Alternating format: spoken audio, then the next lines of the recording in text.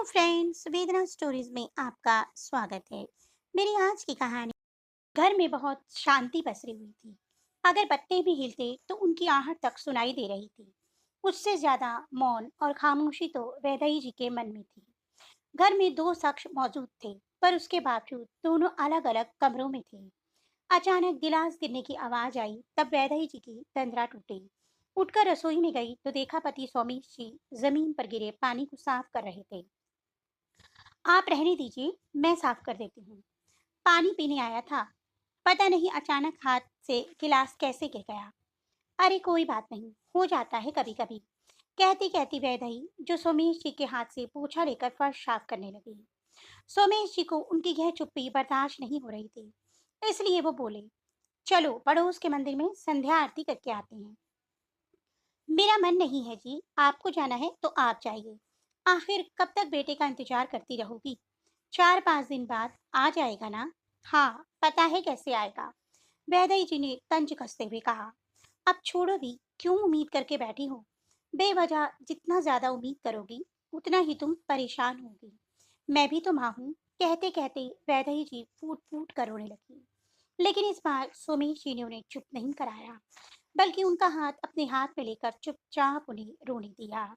जब से वंश की शादी हुई है, तब से ये हर बार का सिलसिला हो चुका है। वंश सोमेश जी और वैदेही जी का इकलौता बेटा था। शादी के पूरे 7 साल बाद उसका जन्म हुआ था। इसलिए लड़का भी था, इसलिए लाडला भी था। उसकी शिक्षा दीक्षा पर माता पिता ने बहुत अच्छे से ध्यान दिया था। पढ़ा लिखा कर उसे इंजीनियर बनाया। आज एक मल्टीनेशनल कंपनी में बड़े ओहदे पर कार्यरत है। वंश अच्छी तरह से सेटल हो चुका था। इसलिए 2 साल पहले काफी सोच समझकर उसकी शादी रोमा से करा दी गई। काफी अरमान थे कि बहू घर आएगी तो थोड़े दिन ही सही, घर में रौनक तो होगी। उसके बाद तो वैसे भी उसे वंश के साथ उसके जॉब प्लेस बेंगलोर ही जाना था। पर अरमान सब धराशाही हो गए। शादी के बाद कुछ दिन तो घूमने फिरने में ही निकल गए, और हनीमून से आने के बाद वो अपने मायके जाकर बैठ गई, यह कहकर कि मुझे मेरी मम्मी की याद आ रही है। हाँ, जिस दिन वंश को बेंगलुरु रवाना होना था, उससे एक दिन पहले रोमा ससुराल आई थी, वो भी अपना सामान पैक करने के लिए। तब भी उसने वैदेही जी से ढंग से बात नहीं की, पर सबको यही लगा कि वो अभी नई नहीं है, घर का माहौल भी नया है, इसलिए वो घुल मिल नहीं पा रही। पर यह गलतफहमी भी सोमेश जी और वैदेही की दूर हो गई, क्योंकि रोमा जब भी आती सीधे मायके ही आकर रुकती थी, और जिस दिन रवाना होना होता था, उसके 3-4 घंटे पहले ससुराल आकर मिल लेती थी। पहले तो फिर भी वंश रोमा को मायके छोड़कर सोमेश जी और वैदेही जी के पास आ जाता था, लेकिन पिछले 4 बार से वंश वैदेही के साथ उसके मायके ही रुकता था। जब सोमेश जी ने वंश से कहा कि बेटा कुछ दिन अपनी माँ के पास भी रुक जाया करो, तो वंश ने मायूस होकर कहा, रुकना तो चाहता हूँ पापा, पर क्या करूं, रोमा को पसंद नहीं है। वो कहती है कि मैं बेटी हूँ, इसलिए मुझे मायके जाने की इजाजत लेनी पड़ती है। तुम्हारा अच्छा है, जब देखो अपनी मम्मी के पास जाकर रुक जाते हो। कभी मेरे माता पिता के पास भी रुको, तो उनका मन खुश हो जाए। अब बताओ पापा, मैं क्या करूं? पर बेटा, हमने तो उसे कभी नहीं रोका, और वैसे भी वो हमारे पास रुकी कब है? सही कहा पापा, लेकिन क्या करें, 1-2 दिन पहले भी आने की कोशिश करता हूँ तो मुंह फुलाकर बैठ जाती है, कुछ कहूँ तो फिर लड़ने झगड़ने लग जाती है, और फिर मैं घर की शांति के लिए चुप रह जाता हूँ। और इस बार भी यही हुआ। वंश और रोमा पिछले 3 दिन से इस शहर में आए हुए हैं, पर रोमा के मायके में रुके हुए हैं। हर बार तो वैदेही जी तसल्ली कर लेती थी, पर इस बार उनकी हालत सोमेश जी से देखी नहीं गई। दूसरे दिन सुबह सुबह तैयार होकर सोमेश जी घर से रवाना हुए और सीधे पहुंच गए रोमा के मायके। इतनी सुबह उन्हें घर आया देखकर सब लोग हैरान रह गए। तभी रोमा के पापा ने कहा, अरे समधी जी, आज इतनी सुबह सुबह? आइए बैठिए। आज सुबह सुबह कैसे आना हुआ? समझी जी, बस आपसे इजाजत लेने आया था, सोमेश जी ने अपने हाथ जोड़ते हुए कहा। उनकी बात सुनकर सब हैरान रह गए और एक दूसरे की शक्ल देखने लगे। हम समझे नहीं समधी जी, आप कहना क्या चाहते हैं? रोमा के पापा अभी भी हैरान परेशान थे। वो क्या है ना समधी जी, पहले जब बेटियां शादी होकर ससुराल जाती थी, तो उसके मायके वाले उसे लिवाने आते थे और यूं ही उसके ससुराल वालों से इजाजत मांगते थे। देखिए समधी जी, हमें पता है कि जमाना बदल गया है, तो हमें कोई एतराज नहीं। हम भी अपने बेटे को ले जाने के लिए आपसे इजाजत मांगने आए हैं। उसकी माँ भी पूरा साल उसका इंतजार करती है, पर क्या करे, मेरा बेटा तो कुछ बोल नहीं पाता। इसलिए आप और रोमा कहीं तो क्या मैं अपने बेटे को घर ले जा सकता हूँ? अरे समधी जी, आप ऐसा क्यों कह रहे हैं? बेटा बहू तो आपके ही हैं, उन पर आपका पूरा हक है। क्या सच में? शादी के 2 साल में तो कभी लगा ही नहीं मुझे। उल्टा तो यही लगा कि मेरा बेटा भी मेहमान ही बन गया है, जो यहाँ से रवाना होने से पहले 1-2 घंटे पहले आता है और मेहमानों की तरह मिलकर चला जाता है। तब आखिर रोमा के पापा ने अपनी पत्नी और अपनी बेटी रोमा की तरफ देखा। दोनों नजरें झुकाए चुपचाप खड़ी हुई थी।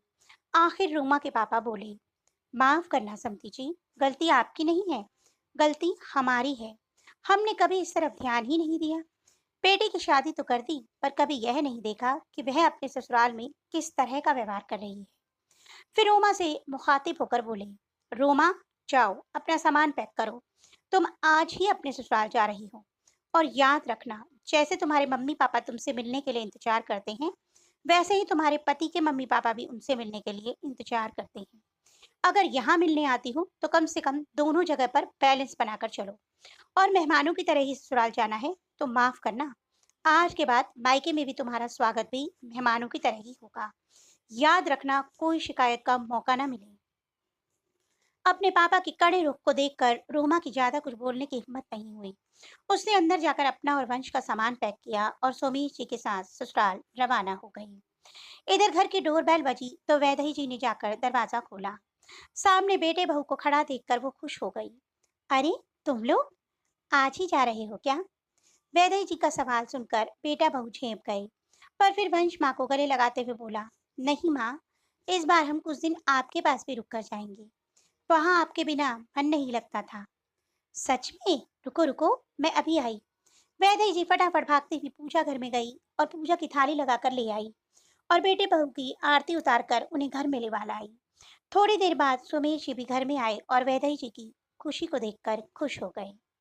कहाँ चले गए थे सुबह सुबह? देखो, बच्चे घर आए हैं और अब ये लोग कुछ दिन यहीं रुकेंगे। अच्छा, ये तो बड़ी खुशी की बात है, कहकर सोमेश जी अपने कमरे में चले गए। पर ना उन्होंने कभी अपनी पत्नी को बताया और ना ही उनके बेटे बहू को बताने दिया कि बेटे बहू अचानक रुकने के लिए घर कैसे आ गए। आखिर वो एक माँ के विश्वास को बनाया रखना चाहते थे। तो दोस्तों, आपको ये कहानी कैसी लगी? इस कहानी की प्रतिक्रिया अपने कमेंट बॉक्स में जरूर दीजिएगा। और बेटियों से मेरा करजोर निवेदन है कि शादी के बाद अगर ऐसी स्थिति आती है कि उन्हें ससुराल और मायके दोनों जगहों पे कम समय के लिए जाना पड़ता है, तो बिल्कुल उचित कहानी की तरह ही बैलेंस बना के चलिए। दोनों को समान समय दीजिए, तभी आप दोनों घरों में खुश रह पाओगी और दोनों घरों को खुश रख पाओगी। तो दोस्तों, आपको कहानी कैसी लगी कमेंट बॉक्स में अवश्य बताइएगा। कहानी अच्छी लगी हो तो कहानी प्लीज़ प्लीज़ प्लीज़ लाइक करना मत भूलिए और मेरे चैनल को सब्सक्राइब करिए। जल्द ही ऐसी ही अन्य रोचक कथाओं के साथ आपको मिलती रहूंगी। तब तक के लिए बाय बाय।